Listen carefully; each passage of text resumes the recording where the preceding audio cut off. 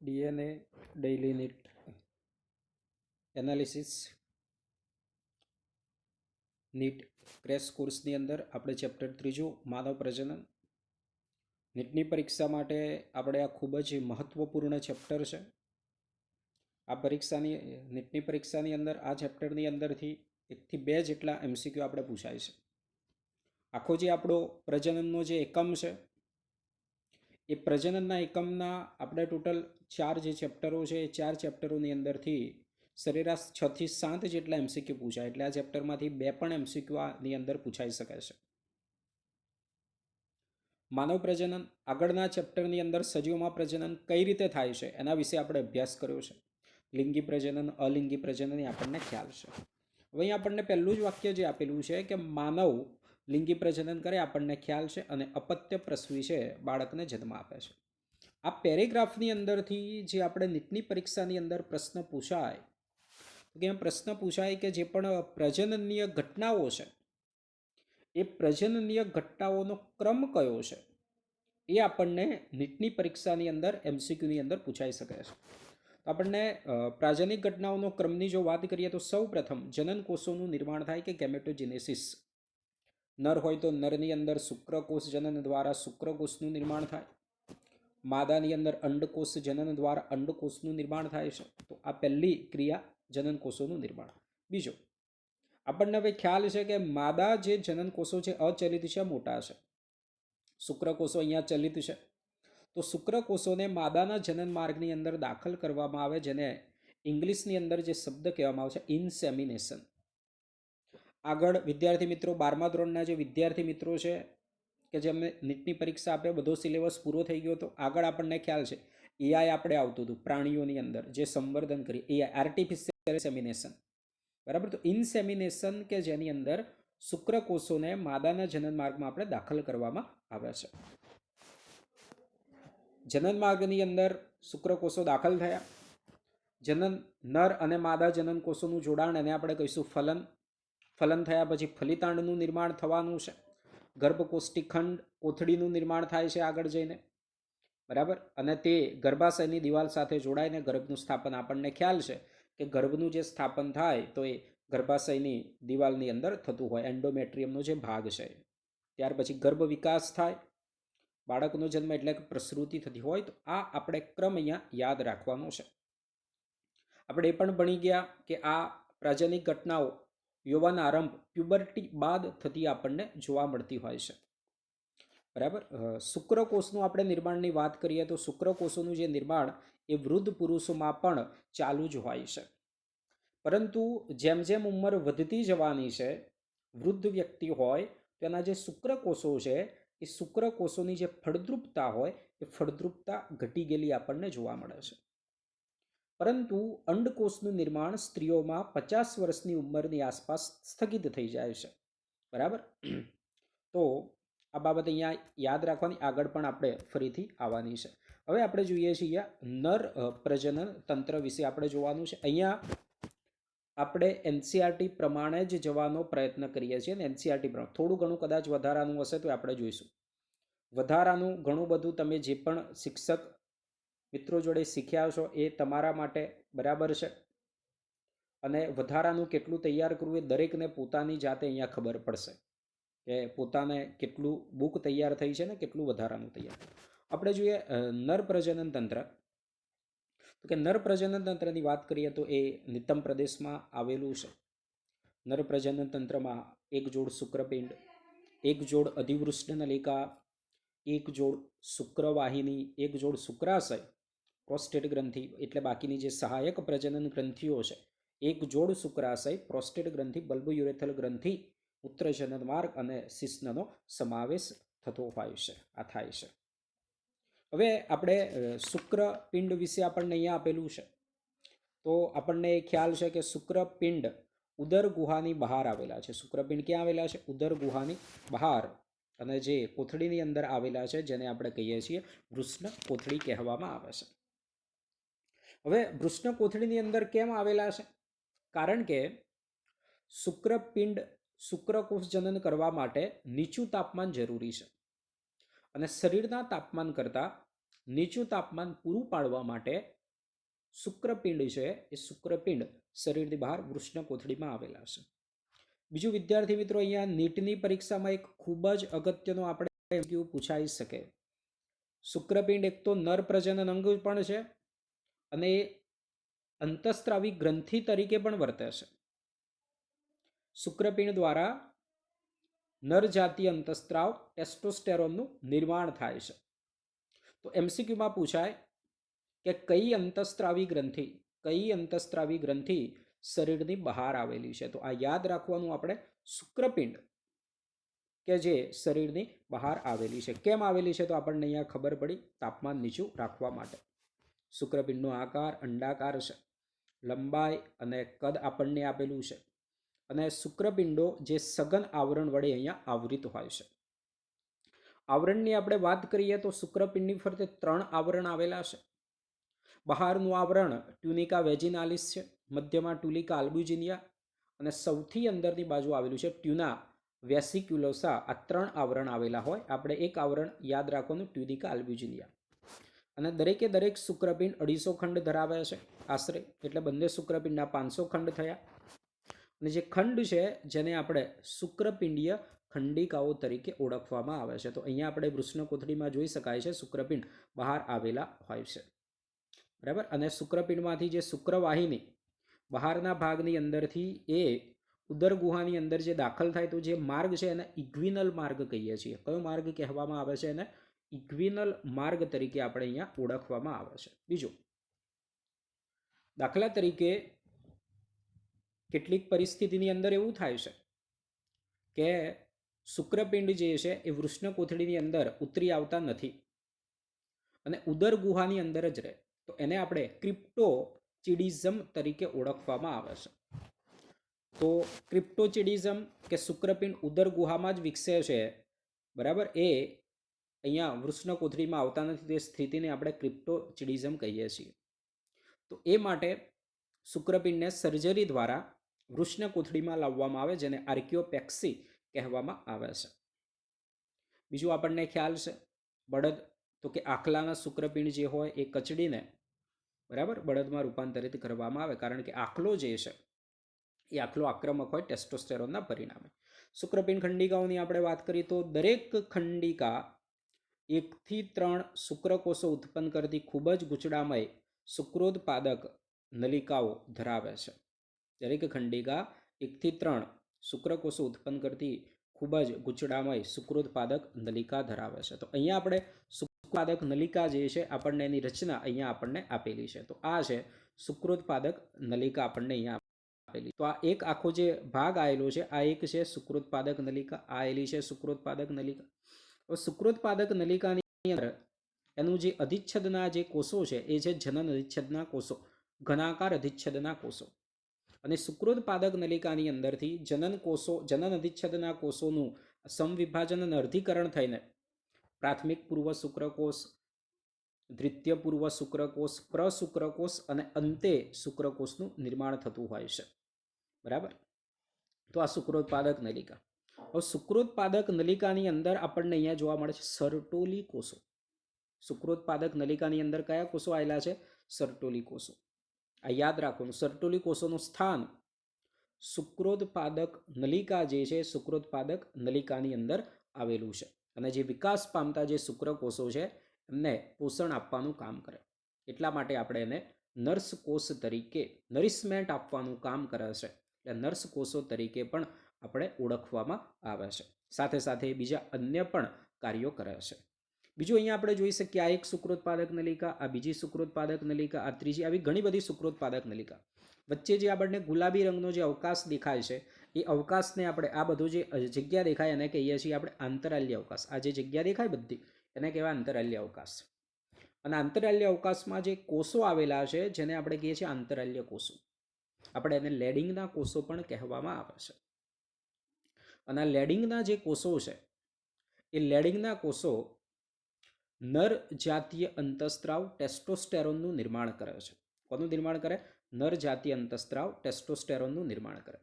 અને આપણે આંતરાલ્ય કોષો અથવા તો આઈસી ઇન્ટરસ્ટિશિયલ સેલ તરીકે પણ ઓળખવામાં. આગળ આપણે આવ્યું હતું ICSH, interstitial cell stimulating hormone, તો લેડિંગના કોષો ઉપર અસર દર્શાવે તો આંતરાલ્ય કોષો. તો આ આપણે શુક્રોત્પાદક નલિકા જે છે એની આપણે વાત કરી. નરમાં સહાયક પ્રજનન સહાયક નલિકાઓ જે આવેલી હોય એની અંદર વૃષ્ણજાળ છે, બરાબર, શુકૃષ્ણ નલિકા, શુક્રવાહિનીનો સમાવેશ થાય છે. તો નલિકાઓની આપણે વાત કરીએ તો શુક્રોત્પાદક નલિકાઓ, નામ એનું શું છે? શુક્રોત્પાદક. શુક્ર કોષોનું ઉત્પાદન કરતી જે નલિકા છે શુક્રોત્પાદક નલિકા, એની રચના જોઈ. અને આ શુક્રોત્પાદક નલિકાઓ ક્યાં ખુલવાની છે? શુક્રવાહિકાઓમાં. ક્યાં ખુલે?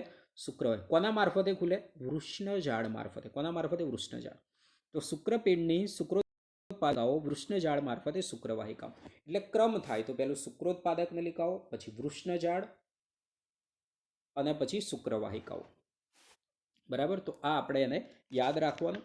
શુક્રવાહિકાઓ જે આવેલી હોય એ શુક્રપિંડમાંથી બહાર આવી અને દરેક શુક્રપિંડોની પશ્ચ સપાટીએ સ્થાન પામેલી અધિવૃષ્ણ નલિકા. આપણને એમસીક્યુમાં પૂછાય કે અધિવૃષ્ણ નલિકાનું સ્થાન ક્યાં છે? તો શુક્રપિંડની પશ્ચ સપાટીએ આવેલી હોય અધિવૃષ્ણ નલિકાની અંદર ખુલે છે. અને અધિવૃષ્ણ નલિકા આગળ ઉપરની તરફ શુક્રવાહિની જે છે એ શુક્રવાહિની તરફ એ આગળ વધતી હોય છે. તો અહીંયા એ આપણે જોઈ શકીએ છીએ. બરાબર, તો એ જે આ અધિવૃષ્ણ નલિકા જે છે અધિવૃષ્ણ નલિકા આગળ શુક્રવાહિની તરીકે આગળ વધતી હોય છે. અને જે શુક્રવાહિની આપણે જોઈ શકીએ તો આ શુક્રવાહિની જે આવેલી છે એ શુક્રવાહિની આ જે મૂત્રાશયની ફરતે લૂપ બનાવે છે. મૂત્રાશયની ફરતે શું બનાવે છે? લૂપ બનાવે છે. બરાબર, અને મૂત્રાશયની ઉપર પાસ એટલે લૂપ બનાવે અને તેની સાથે શુક્રાશયની નલિકાઓ જોડાય. તેની સાથે શું જોડાય? શુક્રાશયની નલિકાઓ જોડાય અને મૂત્રમાર્ગમાં સ્ખલન નલિકા તરીકે ખુલતી હોય છે. શુક્રાશયની નલિકાઓ જોડાઈને બનાવે સ્ખલન નલિકાઓ. એટલે એમસીક્યુ માટે યાદ રાખવાનું, શુક્રવાહિની સાથે શુક્રાશયની નલિકાઓ જોડાય અને શું બનાવે? સ્ખલન નલિકા. અને આ નલિકાઓ જે આવેલી છે આ નલિકાઓ શુક્રકોષોનો સંગ્રહ, આ નલિકાઓ શુક્રકોષોનો સંગ્રહ અને શુક્રપિંડોથી મૂત્રમાર્ગ દ્વારા બહારની તરફ વહન કરાવડાવે છે.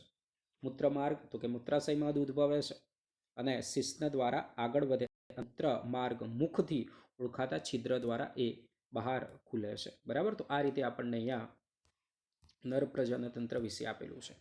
આના સિવાય બીજી આપણે વાત કરીએ અહીંયા પહેલાં તો કે જે સહાયક પ્રજનન ગ્રંથિઓ. તો સહાયક પ્રજનન ગ્રંથિઓમાં અહીંયા જોઈએ તો એક જોડ શુક્રાશય છે, એક જ પ્રોસ્ટેટ છે, એક પ્રોસ્ટેટ ગ્રંથિ. તો આ એમસીક્યુમાં પૂછાય અયુગ્મ ગ્રંથિ કઈ છે? તો એ પ્રોસ્ટેટ ગ્રંથિ. અને એક જોડ આવેલી છે બલ્બોયુરેથલ ગ્રંથિ. બલ્બોયુરેથલ ગ્રંથિને આપણે બીજું કાઉપરની ગ્રંથિ તરીકે પણ આપણે ઓળખવામાં આવે છે.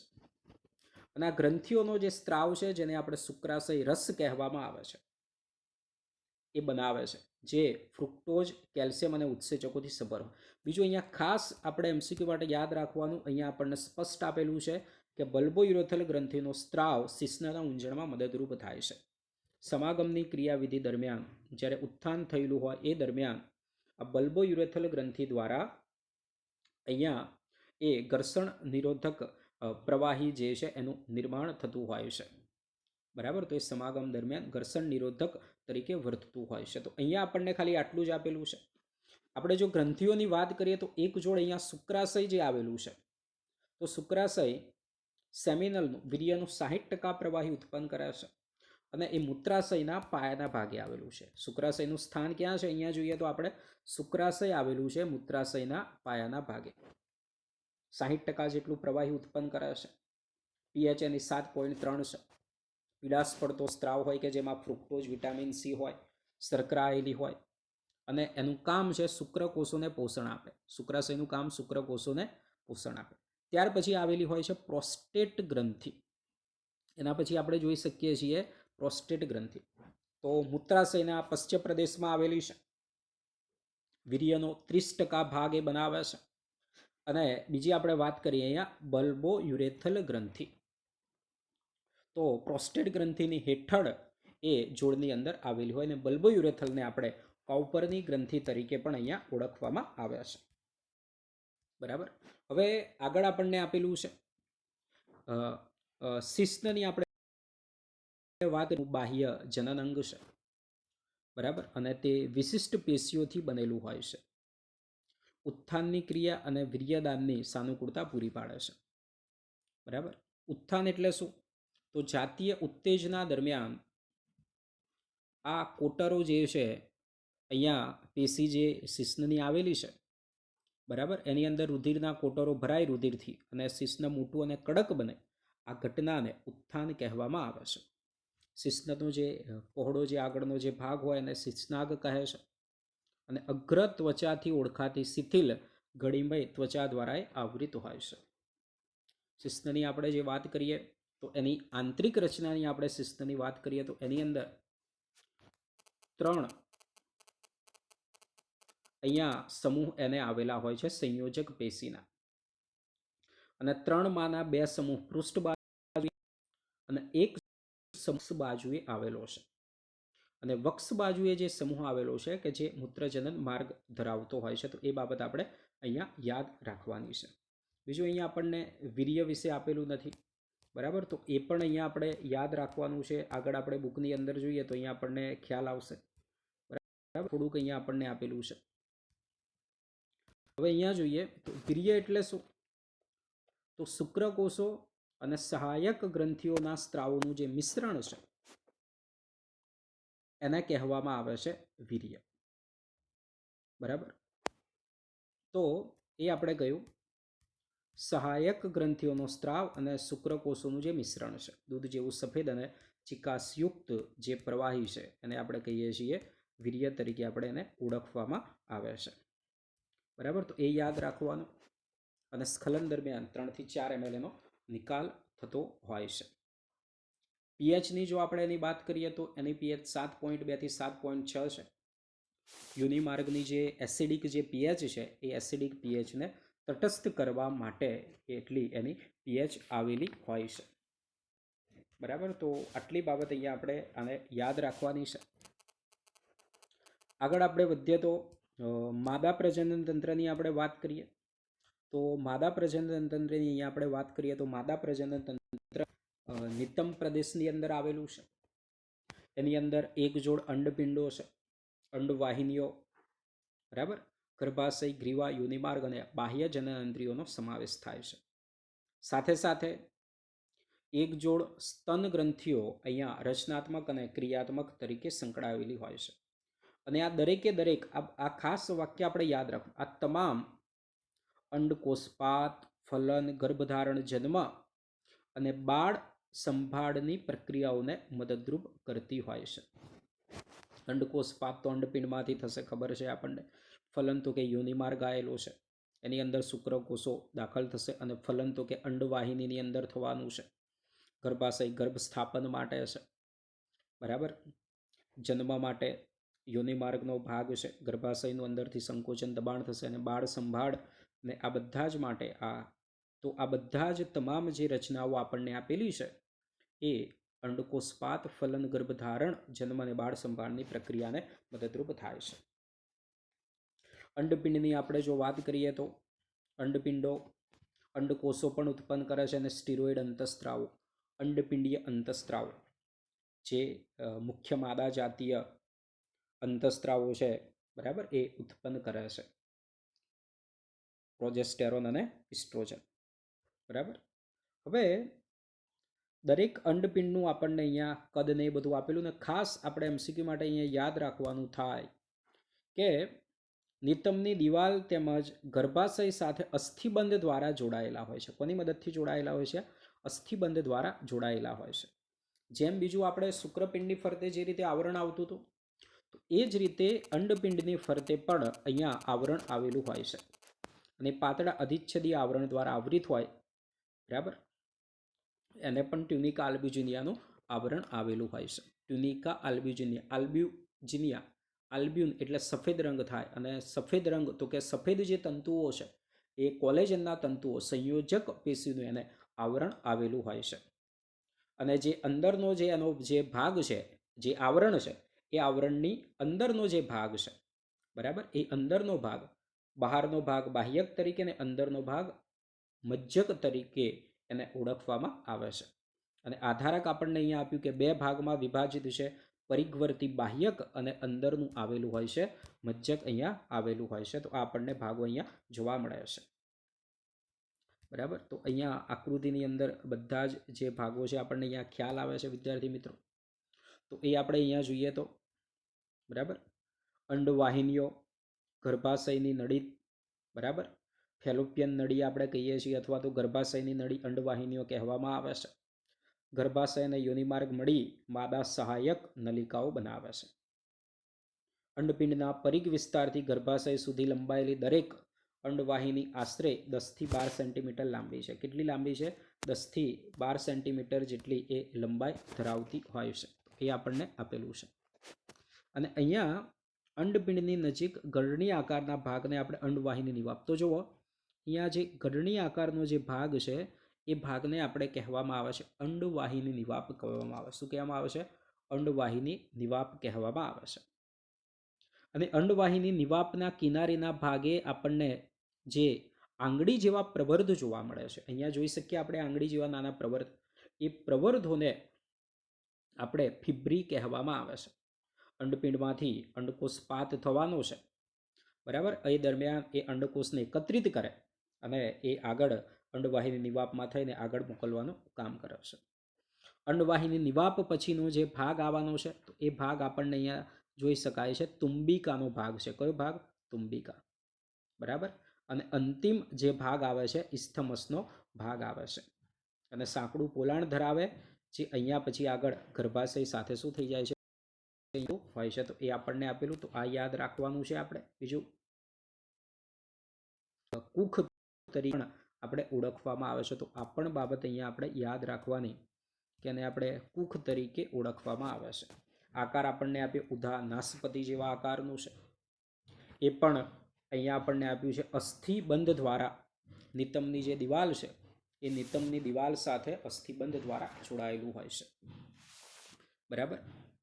ઋતુસ્ત્રાવ, ફલિત અંડકોષનું સ્થાપન થવાનું, ગર્ભનો વિકાસ થવાનો, તો આ બધું અહીંયા ગર્ભાશયની અંદર થતું હોય છે. ગર્ભાશય જે છે એ યોનિ સાંકડી ગ્રીવા દ્વારા ખુલે. યોનિમાર્ગમાં કોના દ્વારા ખુલે?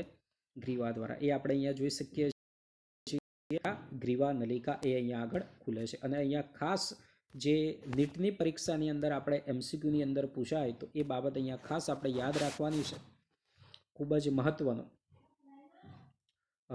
ગ્રીવા નળી કહે છે અને ગ્રીવા નળી યોનિમાર્ગ સાથે જોડાઈને જન્મ નળી બનાવે છે. આ બાબત ખાસ MCQ માટે આપણે યાદ રાખવાની છે. ગ્રીવા નળી કે જે યોનિમાર્ગ સાથે જોડાઈને જન્મ નળી, કારણ કે બાળકનો જે જન્મ થશે તો એના દ્વારા એ જે પ્રસૃતિ જે થવાની તો આ માર્ગ દ્વારા થવાની, તો એ જન્મ નળી બનાવે. MCQ યાદ રાખવાનું. ગર્ભાશયની દિવાલ તો કે 3 સ્તરો આવેલા હોય છે. સૌથી બહારનું પેરીમેટ્રિયમ, મધ્યની અંદર અરેખિત સ્નાયુનું માયોમેટ્રિયમ છે, બરાબર. અને એ બાળકના જન્મ દરમિયાન મહત્વની ભૂમિકા ભજવે છે, બરાબર. એ પણ આપણે આગળ જોઈશું. અને સૌથી અંદરનું જે આવેલું છે એન્ડોમેટ્રિયમ, બરાબર. અને એન્ડોમેટ્રિયમ તો કે જે સમયાંતરે જે ઋતુચક્ર છે એ દરમિયાન જે ચક્રીય ફેરફારો જે થાય છે તો એ થવાના છે અહીંયા એન્ડોમેટ્રિયમની અંદર. એ એન્ડોમેટ્રિયમનું જે સ્તર છે દર 28 દિવસે ખરી જતું હોય છે. માયોમેટ્રિયમની આપણે વાત કરી તો એ બાળક પ્રસવ દરમિયાન ખૂબ જ મહત્વની ભૂમિકા ભજવે છે. એ ગર્ભાશયની જે દિવાલ છે એ દિવાલનું સંકોચન થાય છે અને બાળકનો પ્રસવ થાય છે. તો આપણે અહીંયા નર અને માદા પ્રજનન તંત્ર વિશે અભ્યાસ કર્યો છે, બરાબર. અને આગળ અહીંયા જે બાહ્ય જનનેન્દ્રિયો છે એના વિશે આપણે જોઈશું. NCERT પ્રમાણે બીજા 2 વિડીયોની અંદર આ જે ચેપ્ટર છે આપણું ચેપ્ટર પૂરું થશે. તો ચેનલને વધુમાં વધુ સબસ્ક્રાઈબ કરો, ગુજરાતી માધ્યમના વિદ્યાર્થીઓને શેર કરો. જે પણ વિદ્યાર્થીઓ ગુજકેટની તૈયારી કરે, બોર્ડની તૈયારી કરે, નીટની તૈયારી કરે છે તો એમના માટે આ રિવિઝન કરવા માટે ખૂબ જ મહત્વનું છે. Thank you.